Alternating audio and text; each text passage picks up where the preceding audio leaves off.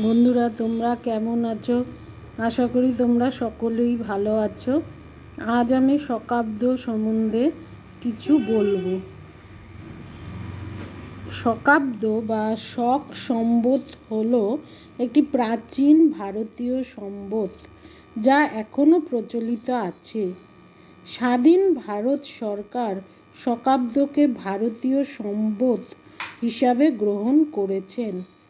প্রাচীন ভারতের সম্বতগুলির অধিকাংশ বিলুপ্ত হলেও শকাব্দ এতদিন ধরে টিকে আছে। তার কারণ হলো ভারতীয় জ্যোতির্বিজ্ঞানীরা প্রাচীন যুগে শকাব্দের ভিত্তিতেই বৎসর গণনা করতেন। শকাব্দ পশ্চিম ভারত, মালব প্রভৃতি অঞ্চলে দীর্ঘকাল প্রচলিত ছিল। এর নিকটেই উজ্জয়িনী নগরী ছিল প্রাচীন ভারতীয় জ্যোতির্বিজ্ঞান চর্চার কেন্দ্র। জ্যোতির্বিজ্ঞানীরা এই কারণে তাদের গণনায় শকাব্দকে ব্যবহার করেন। মালব অঞ্চল থেকে জৈন ধর্মাবলম্বী দিগম্বর সম্প্রদায় দক্ষিণ ভারতে চলে যায়। তারা সঙ্গে শকাব্দ ব্যবহারের প্রথা নিয়ে যায়।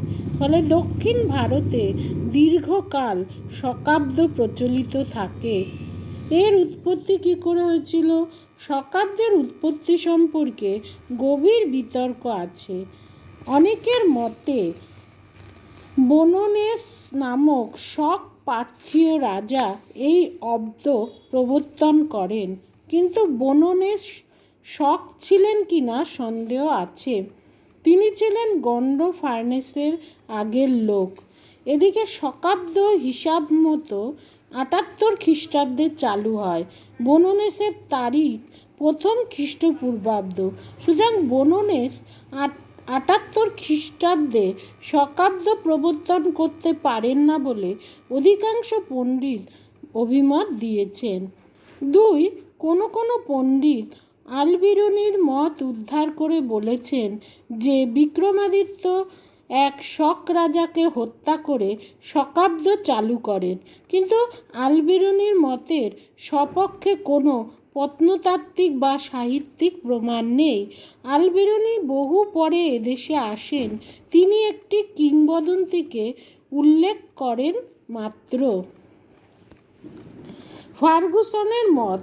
অধিকাংশ পণ্ডিত ফার্গুসনের মতকেই শকাব্দের প্রকৃত ব্যাখ্যা বলে গণ্য করেছেন। ফার্গুসনের মতে কনিষ্ক ৭৮ খ্রিস্টাব্দ থেকে শকাব্দ প্রবর্তন করেন। এই মতের বিরুদ্ধে অনেকে নানান যুক্তি দেখান। তার মধ্যে প্রধান যুক্তিগুলি হলো: ১. কনিষ্ক হলেন কুষাণ সম্রাট, তার প্রচলিত সন কেন শকাব্দ বলে নামিত হবে? তিনি শক জাতীয় ছিলেনই না। ২. কনিষ্ক কুষাণ বংশের প্রতিষ্ঠাতা ছিলেন না, সুতরাং তিনি কী কারণে নতুন সম্বত প্রচলন করবেন? ৩. কনিষ্কের সিংহাসনে বসার প্রকৃত তারিখ নিয়ে মতভেদ আছে। অনেকে তাকে বিম কথপিসিসের আগের শাসক বলে থাকেন, আবার মার্শাল স্টেনকোনো তাকে ২য় খ্রিস্টাব্দের লোক বলেন। ৪. শকাব্দ প্রধানত পশ্চিম ভারত ও দাক্ষিণাত্যে চালু ছিল। এ অঞ্চলে কনিষ্কের অধিকার ছিল কিনা সন্দেহ আছে। কনিষ্ককে কেন শকাব্দের প্রতিষ্ঠাতা বলা হয়? উপরের সমালোচনাগুলির উত্তর এখনও মোটামুটি জানা গেছে। ১. যদিও কনিষ্ক কুষাণ যুগে ছিলেন, ভারতবাসীর কাছে শক ও কুষাণের মধ্যে তেমন কোনো পার্থক্য ছিল না। কনিষ্কের সময় এই অব্দটি শকাব্দ নামে পরিচিত ছিল না। কনিষ্কের পরে এই অব্দটি বিভিন্ন লেখ শকাব্দা নামে পরিচিত হয়। এর কারণ হলো যে কুষাণ সাম্রাজ্যের পতন হলেও পশ্চিম ভারতের শক ক্ষত্রপরা দীর্ঘকাল এই অব্দ ব্যবহার করেন। শক ক্ষত্রপরা এটি ব্যবহার করার জন্য এটি শকাব্দ নামেই পরিচিত হয়। 2. রাজবংশের প্রতিষ্ঠাতা না হয়েও অব্দ প্রবর্তন করার প্রথা বহুবার দেখা গেছে। হর্ষবর্ধন তার বংশের প্রতিষ্ঠা না করেও হর্ষাব্দ প্রবর্তন করেন, কনিষ্ক তাই করেন।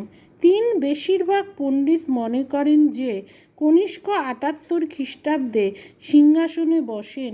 অন্য তারিখগুলো এখন স্বীকার করা হয় না। 4. কনিষ্কের কামরা লিপি থেকে প্রমাণ হয় যে ভীম কোচটিসেস কনিষ্কের আগে রাজত্ব করেন।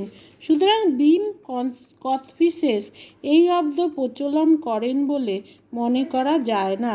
তবে দুব্রেইলের একটি আপত্তি প্রণিধানযোগ্য। তিনি বলেছেন যে মার্শাল 136 সম্বৎসর চিহ্নযুক্ত একটি লিপি তক্ষশিলায় আবিষ্কার করেছেন।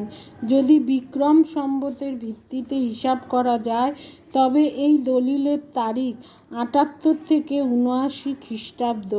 এই দলিলে রাজার নামের আগে দেবপুত্র উপাধি দেখা যায়। এই উপাধি প্রথম কোচটিসেস ব্যবহার করতেন। তাহলে প্রথম কোচটিসেসের রাজত্বকাল 78 খ্রিস্টাব্দ থেকে 79 খ্রিস্টাব্দ পড়ছে। তাহলে তিনিই শকাব্দ প্রবর্তন করেন। কিন্তু ডক্টর রায়চৌধুরী এর উত্তরে বলেছেন যে কনিষ্ক দেবপুত্র উপাধি ব্যবহার করতেন। মোট কথা শকাব্দ কনিষ্ক চালু করেন বলে বেশিরভাগ পণ্ডিত মনে করেন। 4. শকাব্দ দক্ষিণ ভারতে চালু থাকার কারণ মালব ও সৌরাষ্ট্র থেকে জৈনরা দক্ষিণ ভারতে এই অব্দ নিয়ে যায়, যে সেখানে দীর্ঘকাল এই অব্দ চালু ছিল। সুতরাং এখন ধরে নেওয়া যায় 78 খ্রিস্টাব্দ থেকেই শকাব্দ প্রবর্তিত এবং কনিষ্ক এটি চালু করেন। দেখা হচ্ছে পরের ভিডিও।